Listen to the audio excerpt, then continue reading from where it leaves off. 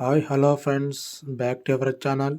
Friends, మన ఛానల్లో ఈరోజు కేంద్ర ప్రభుత్వం నుండి వచ్చే పథకాలను నుంచి చెప్తాను ఫ్రెండ్స్. అలాగే గ్రూప్ 2, గ్రూప్ 3లలో ఇంపార్టెంట్ అయిన మన కేంద్ర ప్రభుత్వ పథకాలు, వాటి యొక్క ఎగ్జామ్ పాయింట్లు ఏమేమి వస్తాయో చెప్తాను ఫ్రెండ్స్. తప్పకుండా మన ఛానల్ని సబ్స్క్రైబ్ చేసుకోండి. అలాగే పక్కన ఉన్న బెల్ ఐకాన్ని క్లిక్ చేయండి. ఇలాంటి మరిన్ని అప్డేట్స్ కోసం మన ఛానల్ని ఫాలో చేసుకోండి.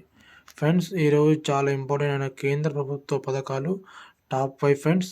కంప్లీట్గా చెప్తాను, పూర్తిగా స్కిప్ చేయకుండా చూడండి. మీరు నాకు కొంచెం సబ్స్క్రైబ్ చేసుకుంటే ఇలాంటి మరిన్ని వీడియోస్ కోసం చేసే అవకాశం నాకు ఉండదు, కాబట్టి తప్పకుండా మన ఛానల్ని సబ్స్క్రైబ్ చేసుకోండి. ఫస్ట్ వచ్చేసి ఆయుష్మాన్ భారత్ ఫ్రెండ్స్. ఇది ప్రారంభం వచ్చేసి ఆయుష్మాన్ భారత్ని జార్ఖండ్ రాజధాని అయిన రాంచీలో మన ప్రధాని నరేంద్ర మోడీ గారు 2018 సెప్టెంబర్ 23న ప్రధానమంత్రి జన ఆరోగ్య యోజన PMJA అనేది ప్రారంభించారు ఫ్రెండ్స్. అలాగే దేశవ్యాప్తంగా 50 కోట్ల మంది లబ్ధిదారులు పొందారు. అలాగే కుటుంబాలు వచ్చేసి 10.74 కోట్ల మంది 5 లక్షల బీమా కూడా పొందారు. అలాగే ఇది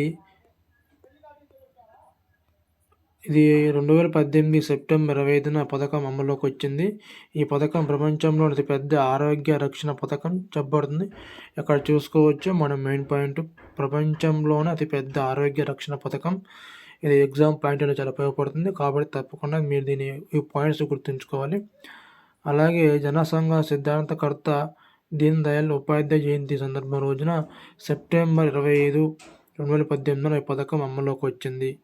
ఈ స్కీమ్ దేశవ్యాప్తమున ఏ ప్రభుత్వ ఆసుపత్రులైనా పూర్తిగా నిర్దేశిత ప్రైవేట్ ఆసుపత్రులైనా అమలవుతుంది. అది కూడా ఎటువంటి ఫీజు లేకుండా తక్కువ బడ్జెట్తో మనకి ఈ ఆరోగ్య సేవలను అందిస్తారు ఫ్రెండ్స్.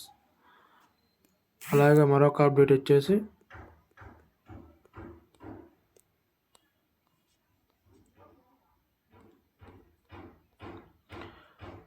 స్వచ్ఛ భారత్. ఇది 2014 అక్టోబర్ 2న ప్రారంభమైంది.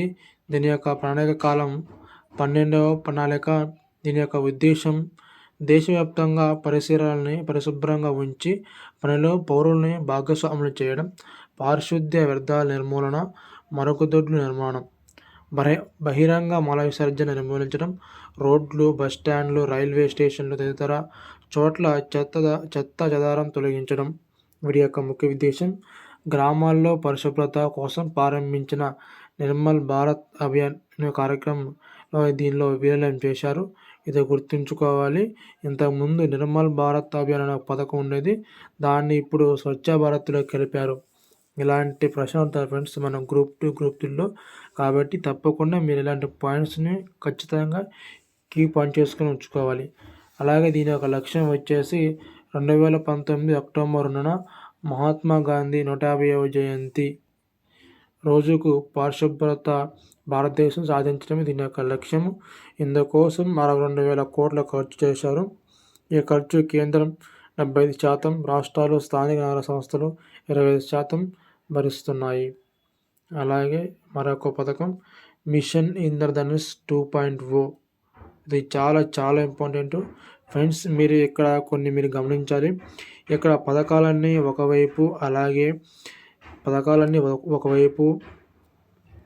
అలాగే ఇటు సైడ్ వచ్చేసి వాడి యొక్క డేట్స్ ఇస్తారు ఫ్రెండ్స్.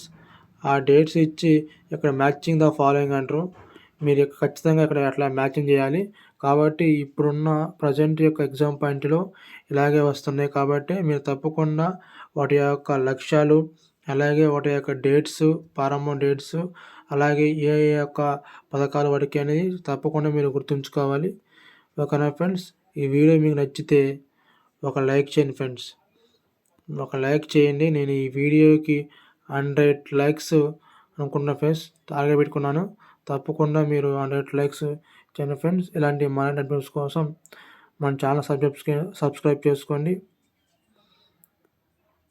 అలాగే ఇది 2019 అక్టోబర్ 31న ప్రారంభమైంది. దీని యొక్క ముఖ్యాంశాలు: పల్స్ పోలియో కార్యక్రమం యొక్క సిల్వర్ జూబ్లీ సందర్భంగా ఈ పథకాన్ని ప్రారంభించారు. అలాగే కేంద్ర ఆరోగ్య మంత్రిత్వ శాఖ భారీ స్థాయిలో మిషన్ ఇంద్రధనుస్సును 2.0 కింద ఇమ్యునైజేషన్ కార్యక్రమం నిర్వహించబడింది. అలాగే దీని యొక్క కార్యక్రమం దేశవ్యాప్తంగా 271 జిల్లాలను గుర్తించింది. ఈ కార్యక్రమంలో 12 రకాల వ్యాక్సినేషన్లు అందజేశారు. పల్స్ పోలియో ఇమ్యునైజేషన్ కార్యక్రమం 1995లో ప్రారంభించారు. ఇంద్రధనుస్సు 2014లో ప్రారంభించారు. ఫస్ట్ 2014 1.0, ఇప్పుడు 2.0 వచ్చేసి 2019. అలాగే మరొకది పథకం రాష్ట్రీయ గ్రామ స్వరాజ్య అభియాన్. ఇది ఏప్రిల్ 24న 2018లో ప్రారంభించారు. మధ్యప్రదేశ్లో ఉన్న మాండ్లా జిల్లాలోని రామ్నగర్లో ఈ పథకాన్ని ప్రారంభించారు. దీని యొక్క ముఖ్య ఉద్దేశం వచ్చేసి ఉజ్వల పంచాయతీరాజ్ వ్యవస్థను పటిష్టపరిచేందుకు దీని యొక్క ఉద్దేశం. ముఖ్యాంశాలు: కేంద్ర రాష్ట్ర వాటా 60.41 కాగా ఈశాన్య రాష్ట్రాలకు అయితే వాటా 90.10గా నిర్ధారించారు. సారీ ఫ్రెండ్స్, ఇక్కడ ఈస్ట్ అంటారు, 60:40, అలాగే ఇక్కడ 90:10. ఓకేనా, చాలా చాలా ఇంపార్టెంట్ ఫ్రెండ్స్. లాస్ట్ ఆప్షన్ వచ్చేసి 1 నేషన్ 1 రేషన్ కార్డ్. ఇది ఎక్కడ ఏ రాష్ట్రాలలో ఏ జిల్లాలో ఉన్నా మన సొంత గ్రామం విడిచి వేరే గ్రామానికి వెళ్ళినా కానీ మన ఒక రేషన్ కార్డు ద్వారా మనం సన్న బియ్యం అని తీసుకోవచ్చు. ఎక్కడ ఏ ప్రాంతంలో ఉన్నా ఆ పథకాన్ని చాలా ఇంపార్టెంట్, చాలా మంచి పథకం ఫ్రెండ్స్. ఇది ఖచ్చితంగా ఎగ్జామ్లో వచ్చే అవకాశాలు ఉన్నాయి కాబట్టి తప్పకుండా దీన్ని గుర్తుంచుకోగలరు. ఇది ప్రారంభం వచ్చేసి 2020 జూన్ 1న అమల్లోకి వచ్చింది. అలాగే దీని యొక్క ఉద్దేశం వచ్చేసి వలస వెళ్ళే నిరుపేదలకు రేషన్ సరుకులు అందక ఇబ్బంది పడకుండా ఉండేందుకు దీని యొక్క ముఖ్య ఉద్దేశం. దీని యొక్క ముఖ్యాంశాలు: 1 నేషన్ 1 రేషన్ కొరకు రూపొందించిన ప్రామాణిక కార్డులలో ఈ 10 నెంబర్లతో కూడిన సంఖ్యను సూచించారు. 10 నెంబర్లతో సంఖ్యతో కూడిన కార్డులో తొలి 2 సంఖ్యలు రాష్ట్ర కోడ్ను సూచిస్తాయి. జాతీయ ఆహార భద్రతా చట్టం కింద ప్రస్తుతం 75 కోట్ల మంది లబ్ధి పొందుతున్నారు. ఆహార భద్రతా చట్టం కింద ఈ కార్డును ఉపయోగించుకొని దేశంలో ఎక్కడైనా రేషన్ సరుకులను పొందే వీలుంటుంది. స్థానిక భాషతో పాటు హిందీ లేదా ఇంగ్లీష్లోనే లబ్ధిదారుల వివరాలు ఉండేలాగా కేంద్ర ప్రభుత్వం రాష్ట్రాలను సూచించింది. ఎలక్ట్రానిక్ పాయింట్ ఆఫ్ సేల్ ద్వారా లబ్ధిదారు బయోమెట్రిక్ ఆధార్ను ధృవీకరించిన తర్వాత ఈ పథకం అందుబాటులోకి వస్తుంది. ఇలాంటి మరిన్ని అప్డేట్స్ కోసం మన ఛానల్ని ఫాలో చేసుకోండి. Thank you all.